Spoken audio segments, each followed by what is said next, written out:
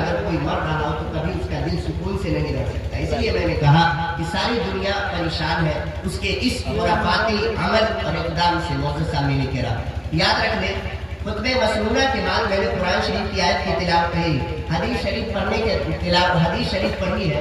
اس میں اللہ کے نبی صلی اللہ علیہ وسلم نے فرمایا کہ دنیا اس وقت تک ختم نہیں ہوگا جب تک کہ میرے اہل بیت میں سے ایک فرد آ کر اپنی حکومت نہ قائم کر لے. حکومت سے مراد خلافت اس کی قائم نہ ہو جائے, اور ان سے مراد امام مہدی رضی اللہ عنہ. امام مہدی رضی اللہ عنہ. ایک بات یاد رکھیں کہ امام مہدی رضی اللہ عنہ کے بارے میں بھی آج طرح طرح کے شکوک و شبہات آپ کو نیٹ پر مل جائیں گے. بہت سارے ایسے لوگ ہیں جو کہتے ہیں کہ امام مہدی رضی اللہ عنہ کسی معین فرد کا نام نہیں, کسی آنے والے یا پیدا ہونے والے شخصیت کا نام نہیں, بلکہ حق نجات دہندہ کا نام ہے. نجات دہندہ سے مراد جو بھی پریشانی سے ایک مخلوق کو نجات دلا دے وہی مہدی ہے ان کے کہنے کے مطابق. یعنی جو بھی مسلمانوں میں پریشانی سے کسی کو نجات دلا دے, بلکہ جب پوری دنیا کسی جنگی درد و کرب سے جوجھ رہا ہو یا پریشان حال ہو, جب اس کو ان مسلمانوں کو اس جنگ سے یا اس فتنے سے یا اس طرح کی کسی بھی بات سے جس سے وہ پریشان حال مسلمان ہے اس سے نجات دلا دے گا وہی مہدی ان کے مطابق. لیکن یاد رکھ لیں یہ نظریہ غلط ہے.